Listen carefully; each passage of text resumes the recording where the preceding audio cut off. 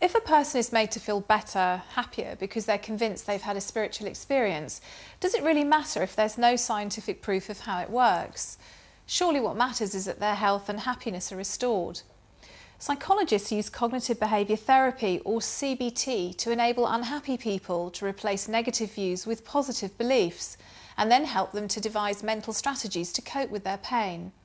But this sometimes means listening to beliefs that run counter to everything our scientific training has taught us. That's it, going deep, deep.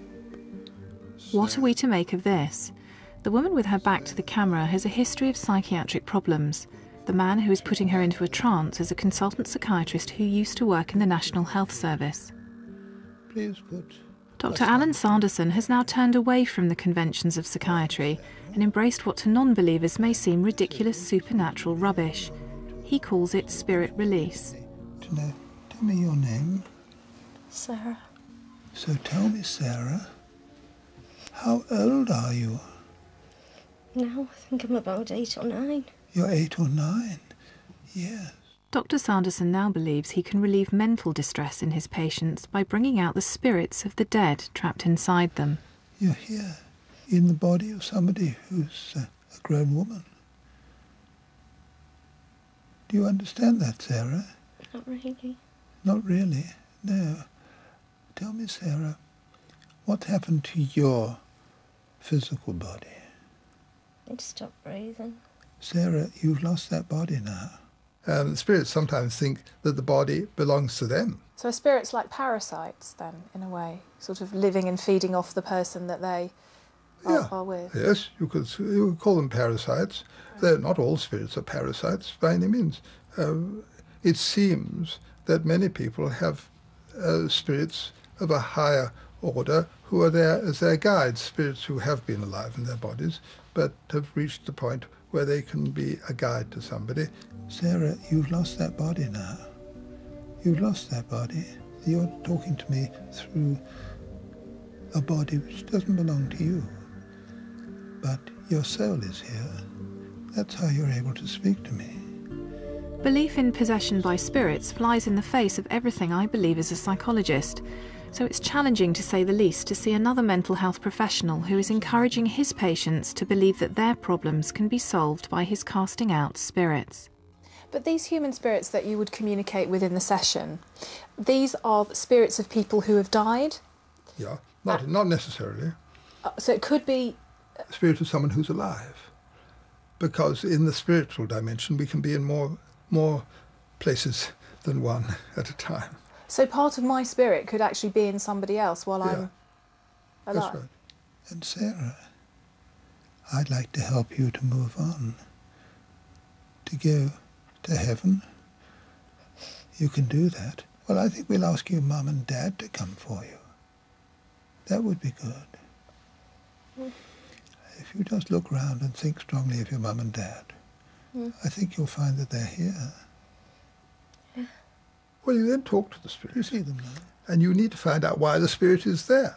And you have to negotiate with the spirit. You find out, first of all, you say to the spirit, did you ever have a human physical body of your own? Right. And usually they'll say yes. Occasionally they just don't know. Occasionally they're confused. Spirits can be very confused. Most of these spirits have died a violent death. Because that's disorienting in itself. Ask her, Mummy, have you come to take me to heaven? I can't hear her. You can't? Yes. She says yes. Look at her face. Tell me. Yes. She happy to see you? Yes. She's really happy to see you, isn't she? Yes. Ask her another question. There's another question. Mummy, have you come from the light? Yes. Ask her again. Are you from the light, Mummy? Yes. And ask her once more. Are you really from the light? In his 40-minute session with his patient, Dr. Sanderson believed he released the spirits of a young girl and her abusers from centuries earlier. Ask your Mummy, where is the light? Where is the light? Show me where the light is. Behind her. It's behind her. Do you actually believe that you are releasing a spirit? I believe that spirit's actually being released. I was about to say I'm releasing spirits. Well, I'm not. Releases, there's a lot of unseen help, but I'm helping the release of spirits. Of course, there are times when you've got to take care that you're not leading your patient, suggesting things to them, and I'm very careful not to do that. Is there anything that you want to say before you go? You're ready to go now, aren't you? Good. All right. Well, you go with your mum. And you go with our love and blessing.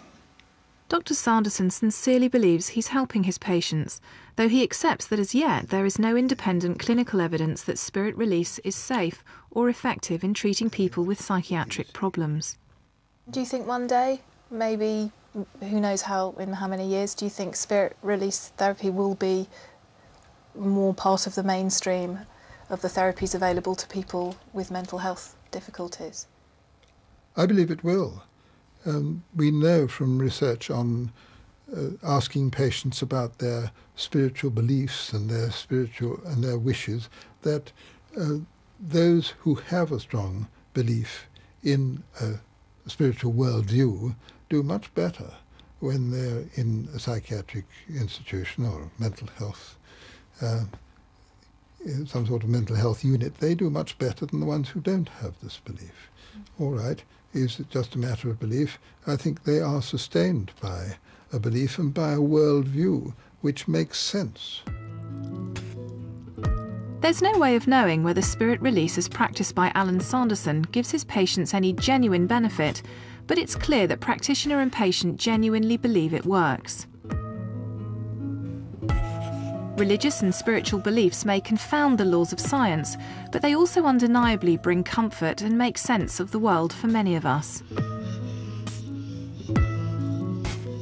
I started my inquiry into what is normal when it comes to spirituality by spending time with two believers who society treats very differently, but who turned out to have quite a bit in common. All star for the devil. That's why God's the referee of the universe, kids. And people say we don't need God. We don't need a meaning to life. We don't need another hero, we've already got one. Phil the evangelist is still out there, taking his message to the street, convinced that he must share with the world what God can offer as the answer to life's problems. The Carmelite nuns continue to live hidden away from the world, convinced that they can effect real change through their self-sacrifice and through the power of prayer. However, when Sister Mary first withdrew from the world, she did have a moment of doubt. Suddenly got the awful feeling that going into a Carmelite monastery is going to be like being buried alive.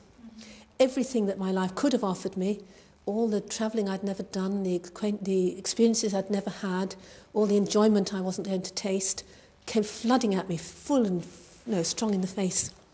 And I had to say to myself, oh, what's all this? And I said to myself, no, I'm going to be a Carmelite. And somewhere there was a mocking voice in the background saying, but what if there's no God? What a fool you're going to be. And how did you answer that voice? Well, then I chose to be a fool.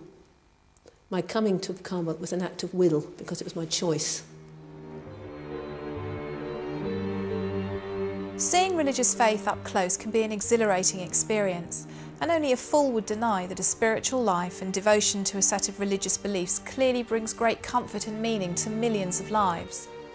I think we're just beginning to discover how religious belief affects the brain, and maybe mental health professionals need to open their minds and be less quick to diagnose disorder. But we also have to be prepared to say, show me the evidence or stop raising false hopes. And until we have that evidence from those who claim miracles happen, vulnerable people may remain open to exploitation. If you've been affected